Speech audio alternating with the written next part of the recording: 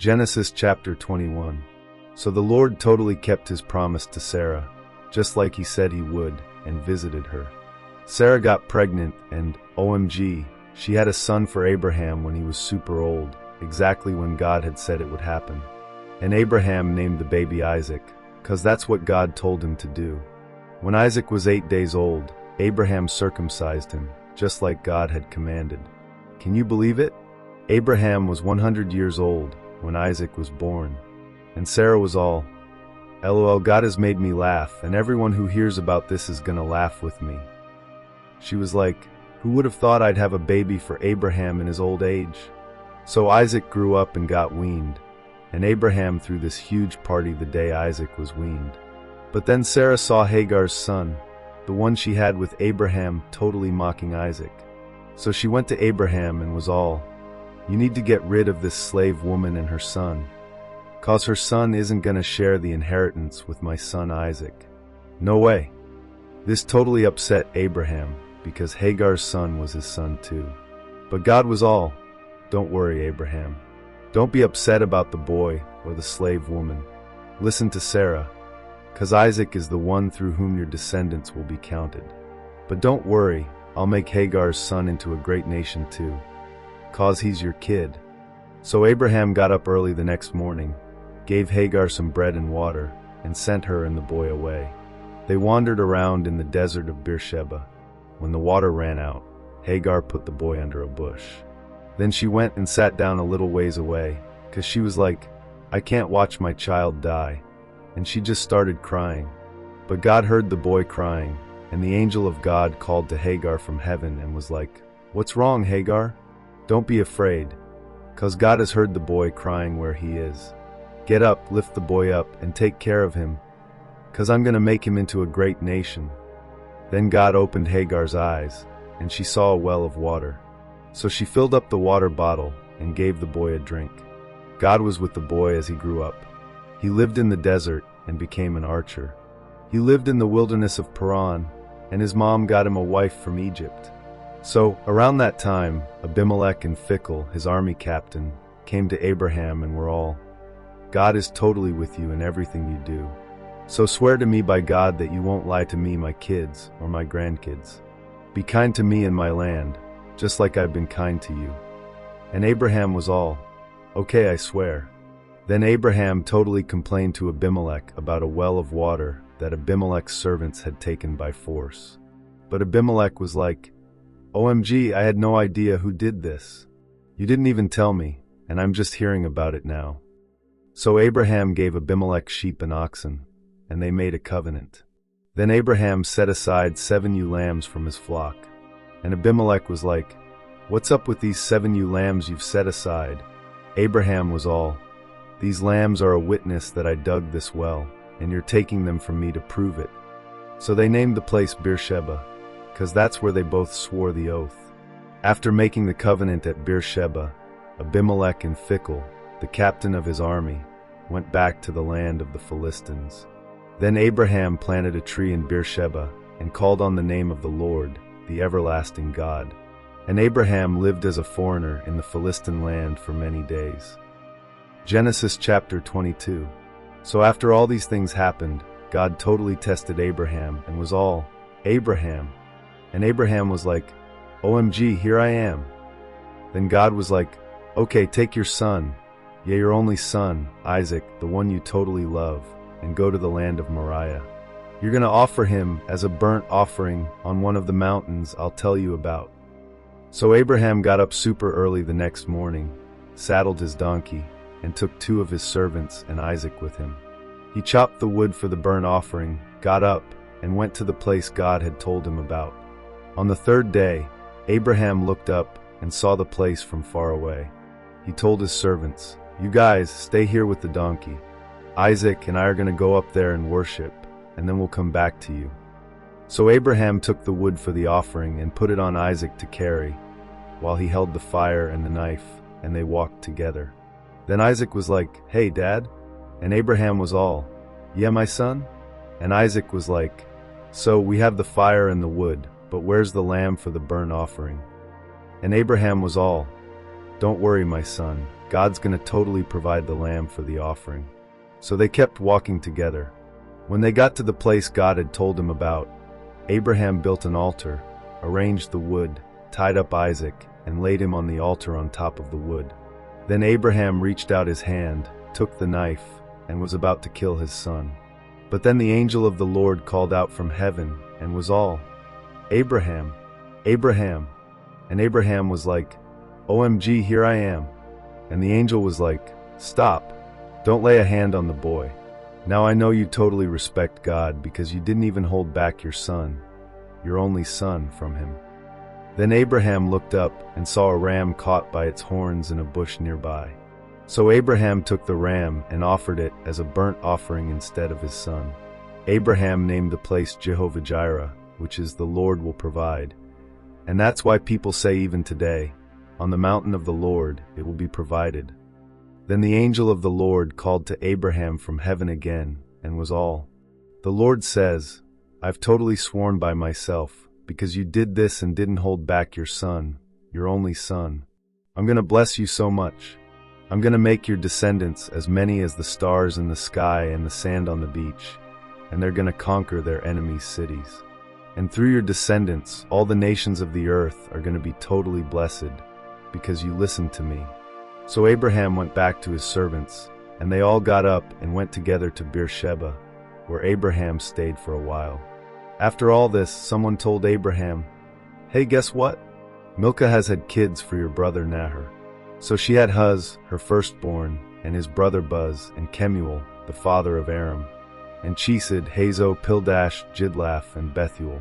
Oh, and Bethuel was the father of Rebekah. So Milcah had 8 kids for Nahor, Abraham's brother. And Nahor's concubine Reumah also had kids, Tebah, Gaham, Nahash, and Maachah. Genesis chapter 23. So Sarah was totally 127 years old. Can you believe it? And that's how long she lived. Then Sarah passed away in Kirjath-arba, which is Hebron in the land of Canaan. And Abraham came to mourn for her and cry. After a while, Abraham got up from beside her and spoke to the sons of Het, saying, "I'm just a stranger here, passing through. Could you guys give me some land so I can bury my wife and move on?" The children of Het were all, "OMG, listen up, my lord. You're a mighty prince among us. You can totally pick any of our tombs to bury your wife. No one's gonna stop you. You're important, so use any tomb you want to bury her." Abraham stood up, bowed to the people of the land, and said, "Okay, if you guys are totally cool with me burying my wife here, could you help me out by asking Ephron, son of Zohar, to give me the cave of Machpelah at the end of his field? I'll totally pay whatever it's worth. I just want it as a place to bury my wife." Now Ephron was hanging out with the sons of Het, so he answered Abraham in front of everyone who was at the city gate, and said, "No way, my lord. Listen, I'm giving you the field and the cave in it for free. It's yours, just go ahead and bury your wife." But Abraham bowed again before the people of the land and said, "Please, if you're going to give it to me, at least let me pay for it. I insist on giving you money for the field. That way, I can bury my wife there." Ephron was all, "Okay, my lord, listen. The land is worth 400 shekels of silver, but what's that between us? Just go ahead and bury your wife." So Abraham agreed and weighed out the 400 shekels of silver in front of everyone, just like Ephron said. Totally legit money, merchant approved. So Ephron's field in Machpelah, which was near Mamre, the whole field, the cave, and all the trees around it, was officially Abraham's.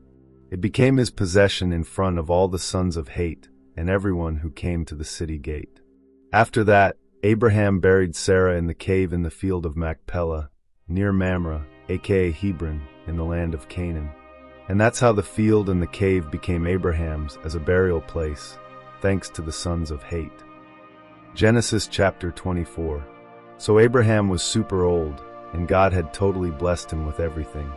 One day Abraham was all, "Hey," to his oldest servant, who ran everything in his house, "Put your hand under my thigh. I need you to swear by the Lord, the God of heaven and earth, that you won't get a wife for my son from the Canaanite girls around here. You need to go to my homeland and find a wife for Isaac from my own people, okay?" And the servant was like, but what if she doesn't want to come back with me? Should I take Isaac back to your old homeland? Abraham was all, OMG, no way. Don't even think about taking my son back there. The Lord, who took me away from my father's house and my homeland, and who promised to give this land to my descendants, will totally send his angel before you so you can find a wife for Isaac. But if she doesn't want to come with you, you're free from this promise. Just don't take Isaac back there, okay? So the servant put his hand under Abraham's thigh and totally swore to do what Abraham asked. Then the servant took 10 camels and all kinds of fancy gifts from Abraham and set off to Mesopotamia, to the city of Nahor. When he got there, he made the camels kneel down by a well outside the city in the evening, which is when the girls come out to get water. The servant was all, O Lord, God of my master Abraham, please help me out today and be super kind to my master.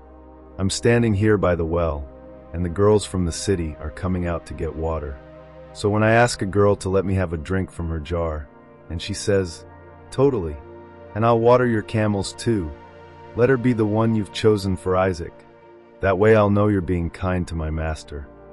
Before he even finished praying, Rebekah showed up with her water jar on her shoulder. She was the daughter of Bethuel, who was the son of Milcah and Nahor, Abraham's brother, by the way. And OMG, she was totally gorgeous and had never been with a guy. She went down to the well, filled her jar, and came back up. The servant ran over to her and was like, Hey, can I have a little water from your jar? And she was all, Sure, my lord.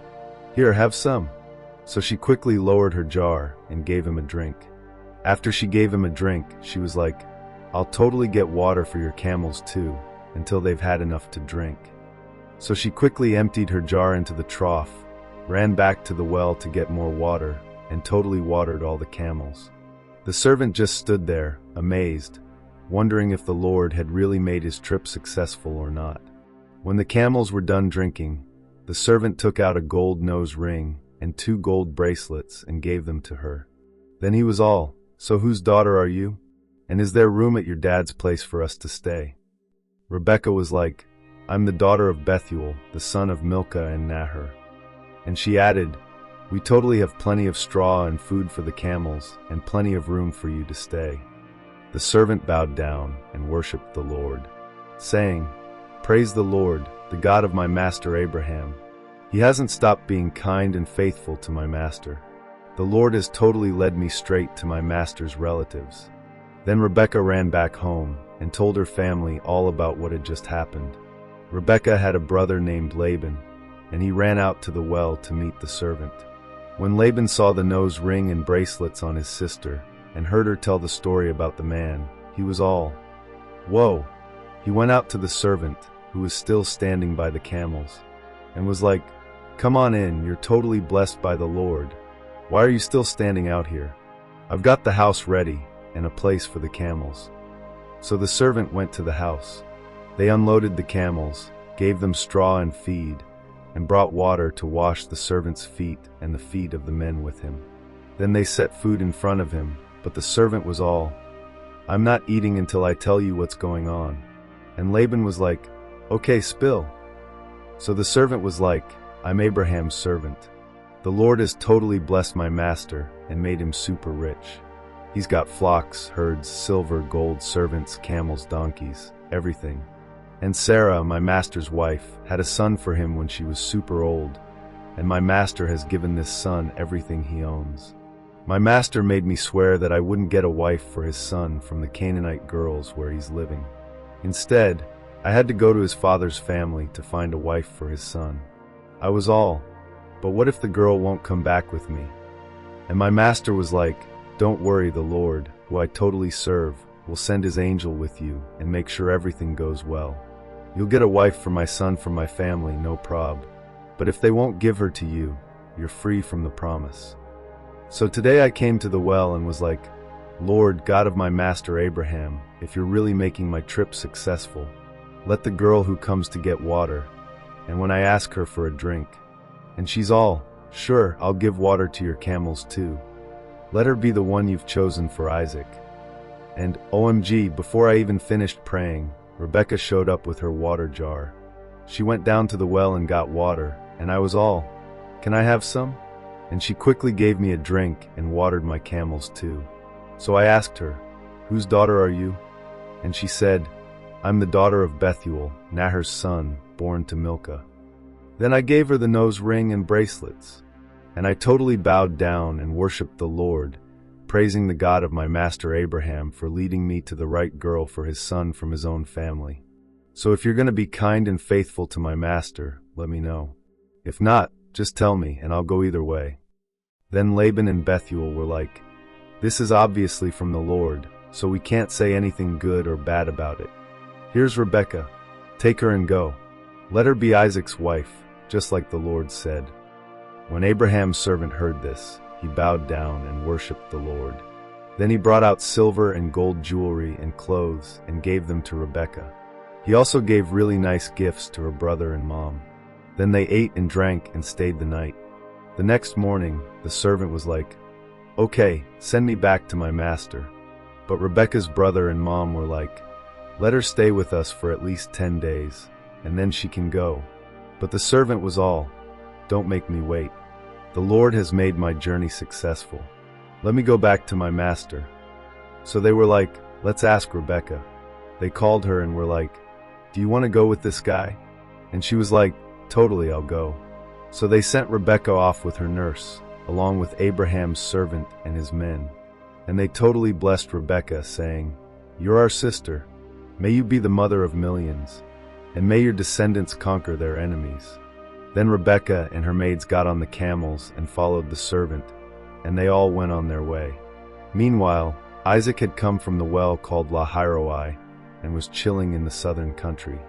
In the evening, Isaac went out to the fields to think, and when he looked up, he saw the camels coming. Rebekah looked up, saw Isaac, and jumped off her camel.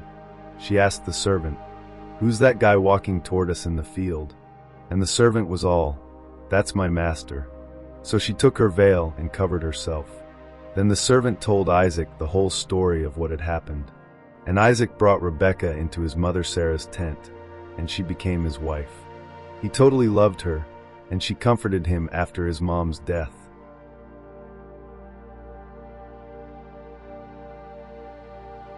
Genesis chapter 25. So after Sarah, Abraham totally took another wife, and her name was Keturah. And she had kids, Zimran, Jokshan, Medan, Midian, Ishbak, and Shua. Jokshan had Sheba and Dedan's sons were Ashurim, Letushim, and Lumim. Midian had sons too, Ephah, Epher, Hanok, Abida, and Eldah. These were all Keturah's kids. But Abraham gave everything he had to Isaac. To the sons of his concubines, Abraham gave gifts and sent them away to the east, far from Isaac. So Abraham lived to be 175 years old.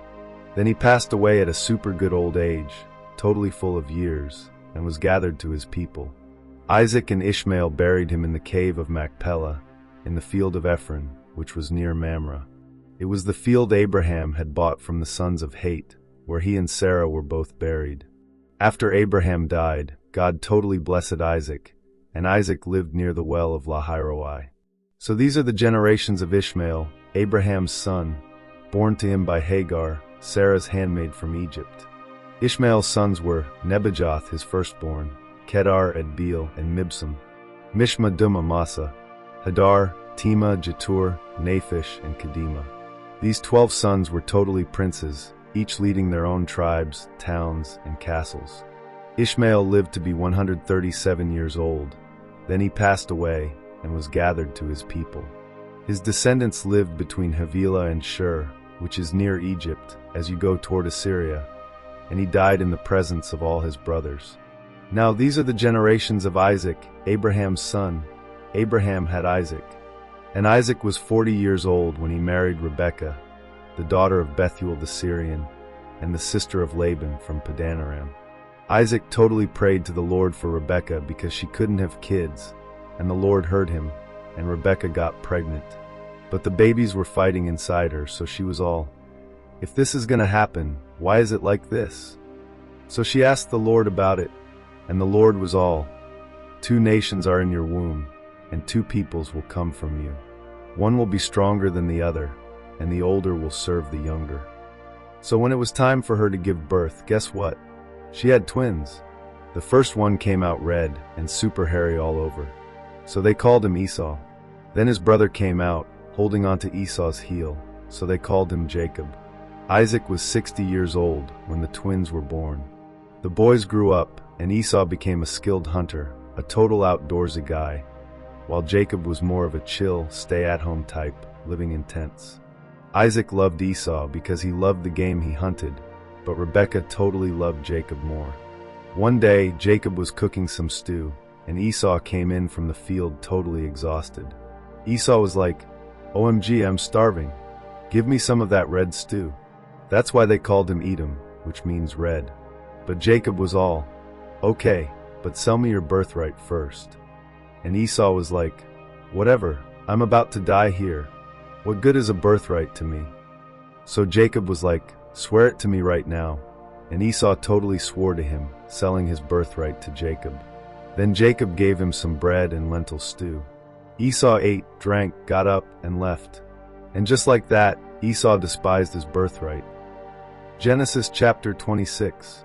So there was this totally major famine in the land, not the same one that happened in Abraham's time, and Isaac was all, "I gotta go to Abimelech, king of the Philistines, in Gerar." Then the Lord appeared to him and was like, "Don't go down to Egypt. Stay in the land I'll tell you about. Live here, and I'll be with you and totally bless you. I'm giving all this land to you and your descendants, just like I promised your dad, Abraham. I'm gonna make your descendants as many as the stars in the sky, and all nations on earth will be blessed through them. This is because Abraham totally obeyed me and kept my commandments, statutes, and laws." So Isaac stayed in Gerar. When the men there asked him about Rebekah, he was all, "She's my sister," because he was afraid they'd kill him to take her, since she was super pretty. But after Isaac had been there a while, Abimelech looked out the window and saw Isaac flirting with Rebekah, and he was all, "Wait, what?" So Abimelech called Isaac and was like, "Dude, she's totally your wife. Why did you say she was your sister?" And Isaac was like, "Well, I thought I'd get killed because of her." Abimelech was all, "What have you done to us? One of my guys could have slept with your wife, and you would have brought guilt on all of us." Then Abimelech was like, "Okay, everyone listen up. Anyone who touches this guy or his wife is totally going to get the death penalty." So Isaac planted crops there, and in the same year, he harvested 100 times more than he planted because the Lord blessed him. Isaac became super rich and kept getting richer until he was totally loaded. He had flocks, herds, and tons of servants, and the Philistines were so jealous. So, all the wells that Abraham's servants had dug in Abraham's time, the Philistines filled them with dirt totally out of spite. Then Abimelech was all, "Isaac, you've got to go. You're way too powerful for us." So Isaac moved to the valley of Gerar and camped out there. He reopened the wells that had been dug in Abraham's time, which the Philistines had totally filled after Abraham died, and Isaac gave them the same names his dad had. Isaac's servants also dug in the valley and found a well with fresh water. But the herdsmen of Gerar argued with Isaac's herdsmen, saying, "That water's ours." So Isaac named the well Ezek because they quarreled over it. Then they dug another well, but there was a fight over that one too, so he called it Sitnah. He moved on and dug another well, and this time, no one fought over it. So he called it Rehoboth and was like, "Finally, the Lord has given us space, and now we can totally thrive in the land." From there, Isaac went to Beersheba. That night, the Lord appeared to him and said, "I am the God of your father, Abraham. Don't be afraid, because I'm with you, and I'm going to bless you and give you tons of descendants, all because of Abraham." So Isaac built an altar there, called on the Lord, and set up camp. And his servants dug another well. Then Abimelech came from Gerar with his buddy Ahuzzath and Phicol, the commander of his army. Isaac was like, "Why are you here? You guys totally hate me and kicked me out." And they were all, "Yeah, but we've totally seen that the Lord is with you, so we thought, let's make a treaty with this guy. Promise you won't hurt us, just like we didn't hurt you, and sent you away peacefully. Now you're totally blessed by the Lord." So Isaac made them a feast, and they ate and drank together. The next morning, they swore an oath to each other, and Isaac sent them on their way in peace. That same day, Isaac's servants came and told him, "We've found water." So Isaac called the place Sheba, which is why the city is still called Beersheba today.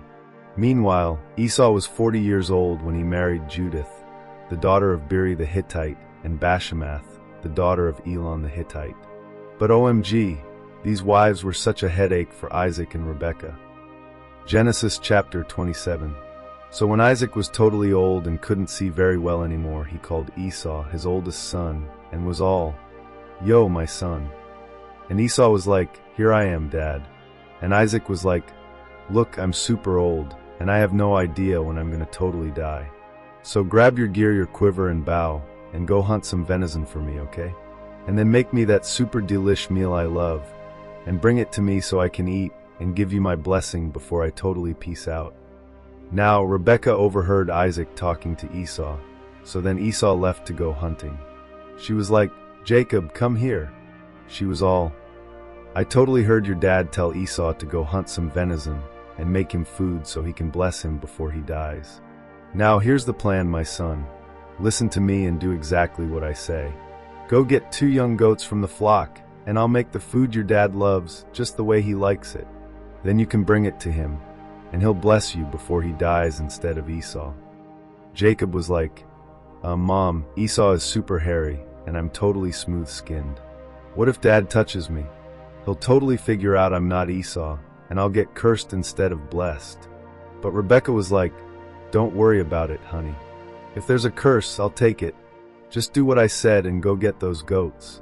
So Jacob went and got the goats, and Rebekah cooked up the food just like Isaac liked it. Then Rebekah took Esau's best clothes and dressed Jacob up in them. She also put the goat skins on Jacob's hands and neck to make him feel hairy like Esau. Then she handed Jacob the yummy food and some bread to take to Isaac. So Jacob went to his dad and was like, "Hey, Dad." And Isaac was like, "Who is it? Which one of my sons?" Jacob was all, "It's me, Esau, your firstborn. I did what you told me. Sit up and eat the venison so you can bless me." Isaac was like, "Wait, how'd you get back so fast?" And Jacob was all, the Lord totally helped me out." Isaac was a little sus, so he was like, "Come closer so I can touch you and make sure you're really Esau." Jacob went closer, and Isaac touched him and was like, the voice is Jacob's, but these hands are totally Esau's."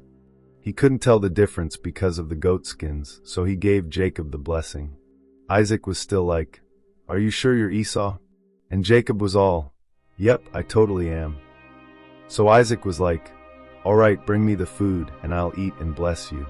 So Jacob brought him the food and wine, and Isaac ate and drank. Then Isaac was like, "Come here and give me a kiss, my son." When Jacob kissed him, Isaac caught a whiff of his clothes and was all, "You smell like the fields, totally blessed by the Lord. May God give you the dew of heaven, the richness of the earth, and plenty of grain and wine. Let nations serve you and people bow down to you. Be the master over your brothers, and may anyone who curses you be cursed, and anyone who blesses you be blessed." Right after Isaac finished blessing Jacob, and Jacob had barely left the room, Esau came back from hunting. He cooked up some venison and brought it to his dad and was like, "Hey, Dad, get up and eat so you can bless me." Isaac was all, "Wait, who are you?" And Esau was like, "It's me, Esau, your firstborn." Isaac started freaking out. "OMG, who was just here? I already ate the venison and blessed him, and the blessing totally sticks." When Esau heard that, he freaked out and started crying, "Dad, please bless me too." But Isaac was like, "Your brother totally tricked me and took your blessing." Esau was all, "Ugh, of course. His name is Jacob, and he's tricked me twice now. First he stole my birthright, and now he's taken my blessing. Isn't there any blessing left for me?" But Isaac was like, "I've made him your master and given him everything, grain, wine, servants. What's left for me to give you?" Esau was sobbing, "Dad, don't you have even one blessing for me?" And Isaac was all, Fine. Here's your blessing. You'll live far from the richness of the earth and the dew of heaven. You'll survive by the sword, and you'll serve your brother, but one day you'll break free from his control." After that, Esau totally hated Jacob and was like, as soon as Dad dies, I'm gonna kill Jacob. But someone told Rebekah what Esau was planning, so she called Jacob and was like, look, your brother Esau is totally planning to kill you. So listen to me, get up and go to my brother Laban in Haran. Stay with him for a while until Esau cools off. Once your brother forgets what you did, I'll send for you to come back. Why should I lose both of you in one day? Then Rebekah went to Isaac and was like, I can't stand these Hittite women. If Jacob marries one of them, what's even the point of my life? Genesis chapter 28. So Isaac called Jacob and was all, bless you, but listen up. Don't marry one of those Canaanite girls, okay? Get up and go to Padanaram, to your grandpa Bethuel's house, and get yourself a wife from your uncle Laban's daughters. And may God Almighty bless you, make you totally fruitful, and multiply you so you can become a whole group of people. May He give you the same blessing He gave to Grandpa Abraham and to you and your descendants, so you can inherit this land where you're living as a stranger, because God gave it to Abraham. Then Isaac sent Jacob on his way, and Jacob went to Padanaram, to Laban, who was the son of Bethuel the Syrian, and the brother of Rebekah, Jacob and Esau's mom. So Esau saw that Isaac had blessed Jacob, and sent him off to Padanaram to find a wife, and that Isaac told him not to marry a Canaanite girl. He also saw that Jacob had totally obeyed both Isaac and Rebekah, and had gone to Padanaram. And Esau realized that Isaac didn't approve of the Canaanite girls.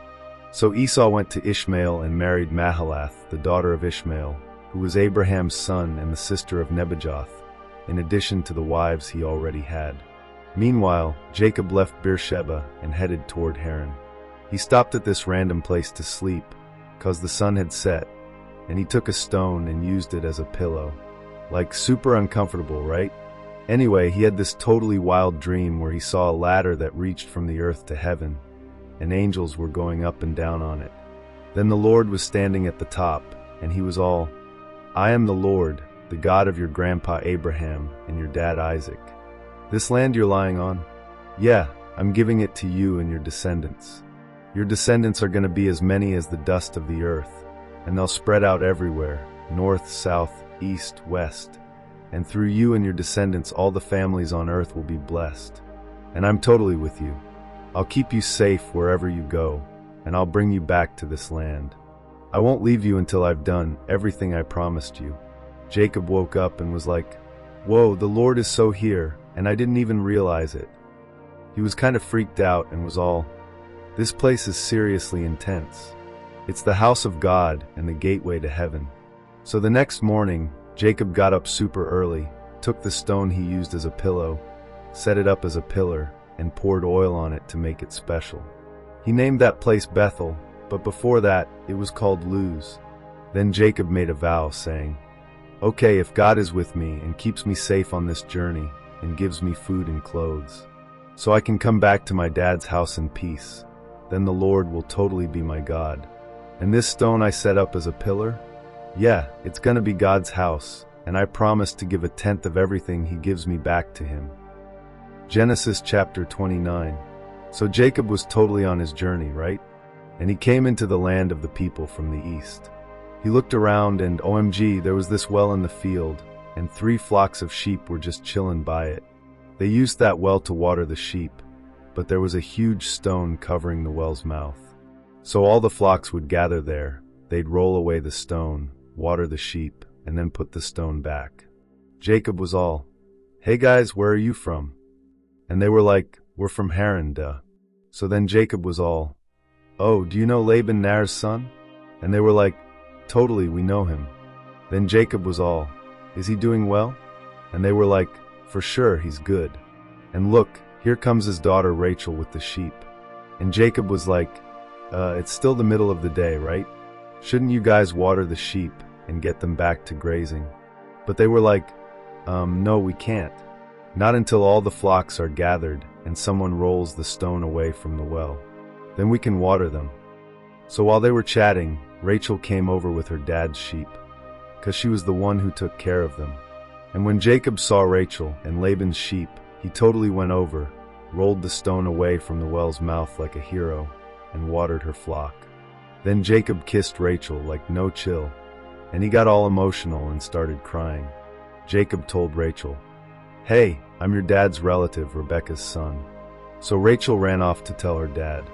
When Laban heard that Jacob, his sister's son, was in town, he ran to meet him, gave him a big hug and kiss, and brought him to his house.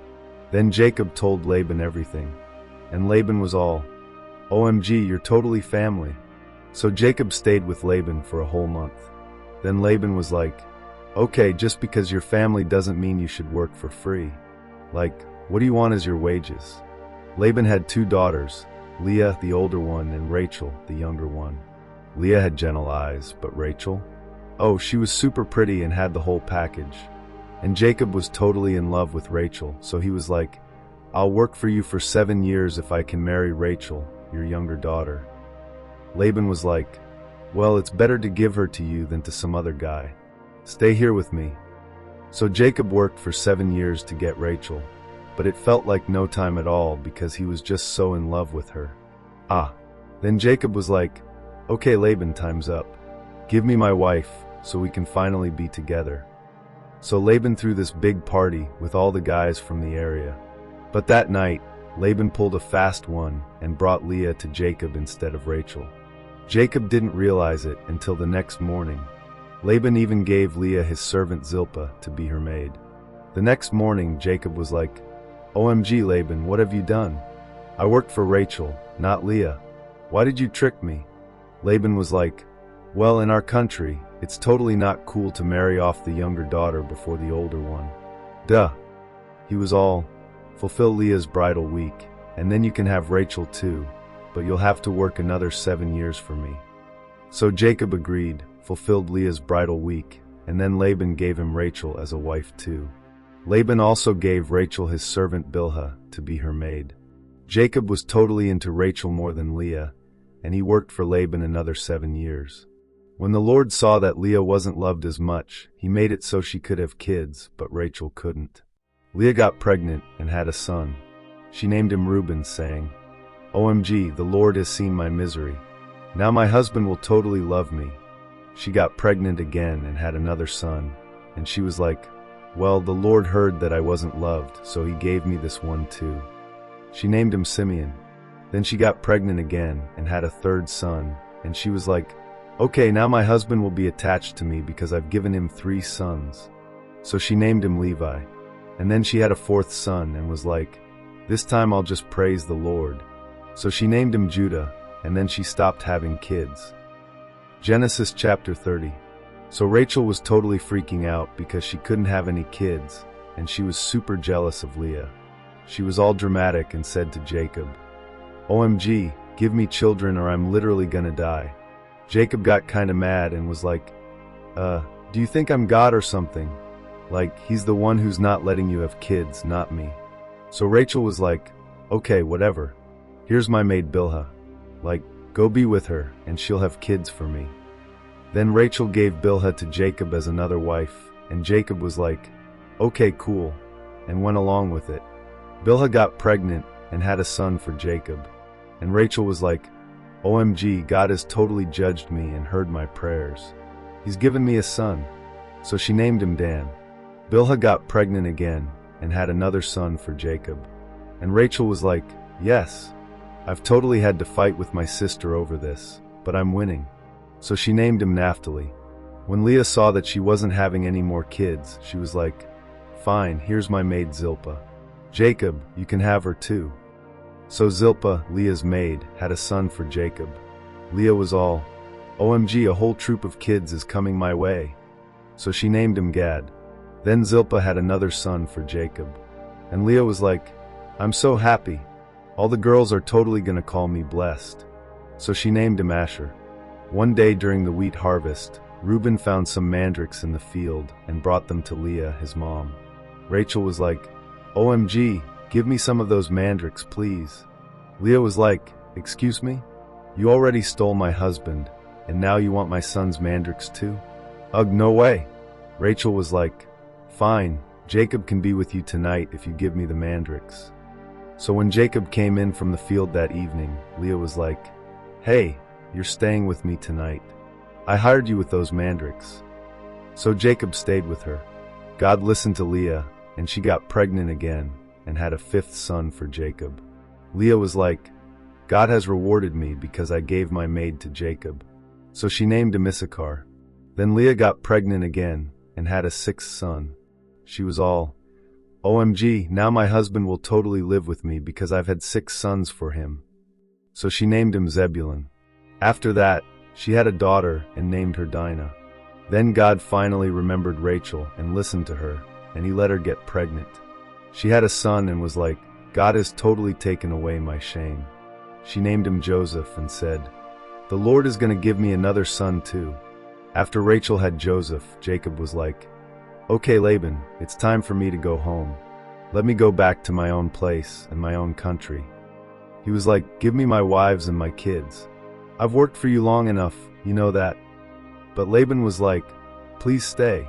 I've figured out that the Lord has blessed me because of you." So Laban was like, "Okay, name your price and I'll pay you." Jacob was like, "You know how hard I've worked for you and how your flocks have totally grown since I got here." He was like, "You didn't have much before I came, but now you've got so much, and the Lord has blessed you because of me. But when do I get to take care of my own family?" Laban was like, "What do you want me to give you?" But Jacob was like, "Don't give me anything. Just let me do this one thing, and I'll keep taking care of your flocks." Jacob was like, "I'll go through all your flocks today and pick out the speckled, spotted, and brown ones, and those will be my pay." He was like, "That way, when you come check on me later, you'll know I'm being honest.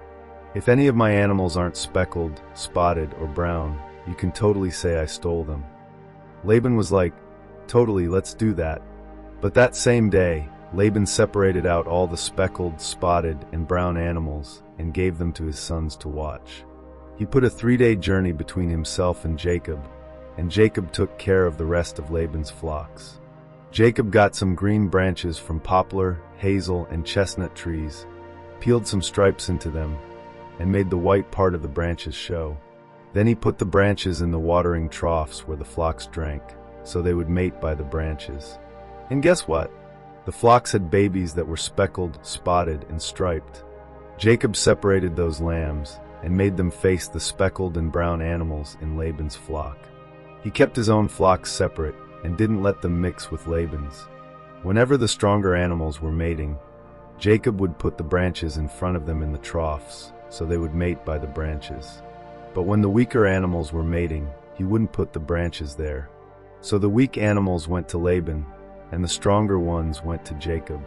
So Jacob became super rich with a lot of animals, and also had servants, camels, and donkeys.